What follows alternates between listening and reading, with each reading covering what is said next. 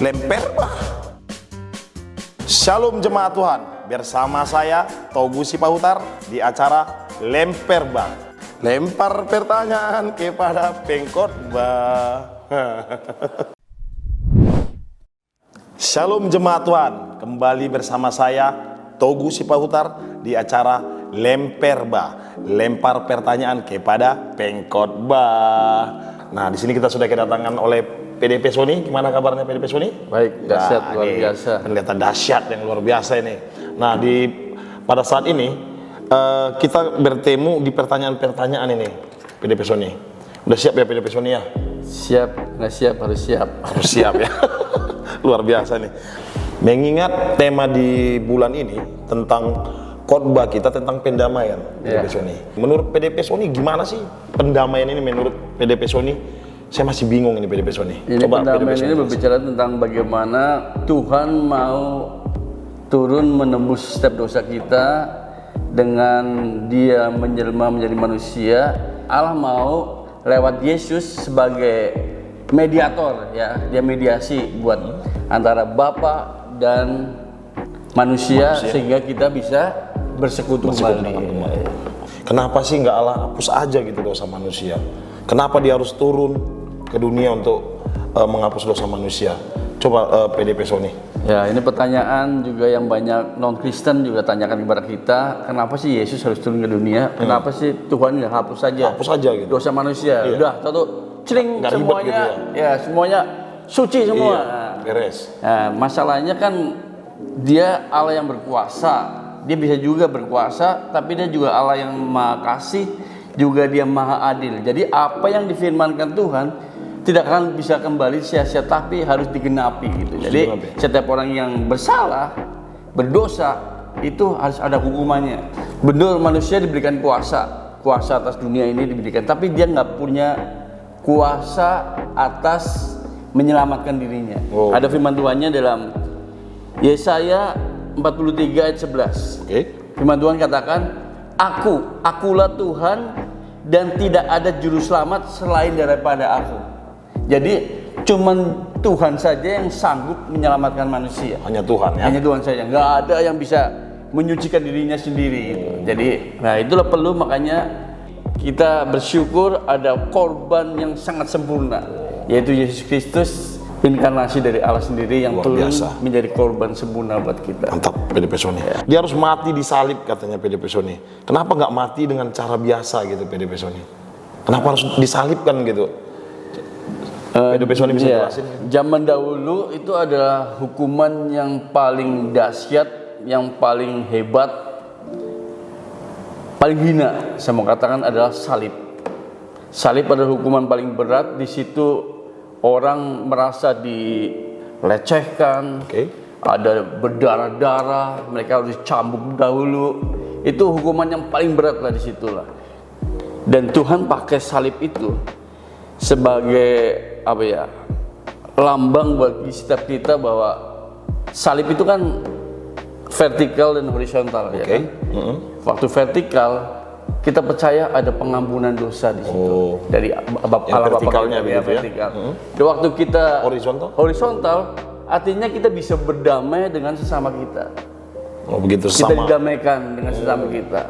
Makanya di salib itulah segala kutukan, segala apa ya, orang yang merasa sakit hati, karena dia harus berjalan dari pasar, tempat-tempat ramai, dan dia harus memanggul apa ya, memanggul salib, ya, sambil diludahi, dicambuk, dikata-katain di situ. Wah, disitulah makanya pengorbanannya sangat dahsyat dan sangat sempurna itu. Disitulah terselamatkan. Iya, dan di situ Yesus kata apa? Ampunilah mereka, sebab mereka tidak tahu apa yang mereka berbuat. Nah, itu artinya kita harus berdamai dengan sesama kita gitu. Vertikal horizontal juga dahsyat. Begitu ya, PDP Sony ya. Luar biasa ini PDP Sony. Ya, kita relax dulu PDP Sony. Sambil ini nih, relax dulu. Makan lemper. Ini lemper yang asli. Ya. Kalau yang tadi tuh lemper bah, kan gitu kan? Oke, sambil cicipi PDP Sony. Nah, ini kembali nih PDP Sony. Ini pertanyaan berikutnya nih PDP Sony. Saya percaya nih PDP Sony ini bisa menjawab ini agar kita itu tidak bingung lagi PDP Sony. Katanya udah diperdamaikan dengan Allah. Ya. Kita bebas katanya dari kutuk. Ya tahulah PDP Sony kan kutuk. Iya. Kutuk kemiskinan. Iya, segala sesuatunya. Kutuk kegagalan. Nah, menurut Anda itu gimana PDP Sony? Kan dikatakan di Galatia 3 ayat 13 kan, terkutuklah orang yang tergantung di kayu salib. Artinya Tuhan itu sudah menjadi terkutuk bagi kita. Makanya di salib itulah terjadi pertukaran. Tadinya kita yang harusnya dikutuk, harusnya berbuat dosa, harusnya dilimpahi dengan kematian, tapi karena Kristus kita dibebaskan dari segala kutuk, dibebaskan dari segala dosa. Itu dahsyatnya Tuhan kita ya. Dan hari ini ketika kita ngomong, loh kita udah diselamatkan, kita sudah percaya Yesus, kok hidup gua biasa-biasa aja, kekurangan, ada sakit penyakit. Nah itu. Ya kan, itu kan yang sering ditanyakan orang. Saya ikut Tuhan kok semakin hari semakin mindsetnya seperti itu kan, jadi dipikir orang, saya ikut Tuhan nih, saya harus benar-benar memang harus berhasil gitu. Nah, tapi ternyata kehidupannya nggak seperti yang dia bayangkan gitu. Dan dilihat orang, lu sering ke gereja gitu. Kok hidup lu begini-begini aja begitu. Sedangkan ada orang yang hidupnya ya begitu-begitu aja, nggak kenal Tuhan gitu. PDP Sony. Tapi mereka berkati, kaya, sukses. Padahal nggak kenal Tuhan. Itu. Gimana menurut PDP Sony? Waktu kita percaya Yesus, betul bahwa segala kutuk apa yang buruk dalam kehidupan kita memang Tuhan sudah angkat. Oh gitu ya PDP Sony. Tapi memang udah hapus gitu. Hapus semuanya, segala kutuk apapun itu hapus Tuhan. Karena kita percaya Yesus. Tapi ada proses yang harus dilalui bagi kita dengan kita bekerja. Tapi sambil berdoa juga kan. Berarti jangan merasa saya ini ikut Tuhan nih, kan gitu ya. Iya. Otomatis hidup saya itu harus diberkati. Tapi ada kedaulatan Tuhan yang gitu ya. yang juga ya. kita terima lah.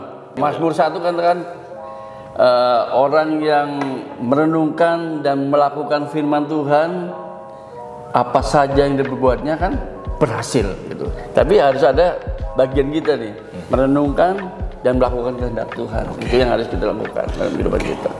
Oke, terima kasih PDP Sony. Ini sangat luar biasa ini penjelasan dari PDP Sony. Pertanyaan-pertanyaan yang sudah lama kita pikirkan, sekarang kita sudah dengarkan dari PDP Sony. Yang terpenting kan bukan kehidupan kita di dunia ini. Yang paling penting justru di surga. Di surga nanti. Oh, begitu PDP Sony. Iya. Firman Tuhan katakan di dalam 2 Korintus 4 ayat 16. Oke. Sebab itu kami tidak tawar hati, tetapi meskipun manusia lahiriah kami semakin merosot, namun manusia batiniah kami dibaharui dari hari ke hari. Jasmani kita mungkin semakin merosot, itu is okay. Oke.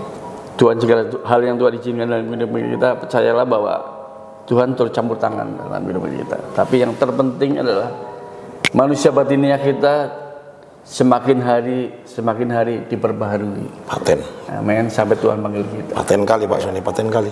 Oke, terima kasih Pak Sony. Atas penjelasan Pak Sony, kita jadi paham nih kembali nih. Amen. Tentang firman Tuhan, tentang kebenaran firman Tuhan, kita bisa diperbarui setiap harinya Pak Sony. Oke. Buat jemaat Tuhan, apabila ada pertanyaan seputaran tentang firman Tuhan yang belum bisa terjawab, boleh pertanyakan kepada kami. Nanti kita akan pertanyakan kepada pengkhotbah-pengkhotbah yang ada di sini. Nah, tentunya kita akan bahas, kita kupas tuntas agar kita jelas. Sampai di sini dulu acara Lemper Bah. Saya Togo Sipahutar. Saya Sony Hermawan.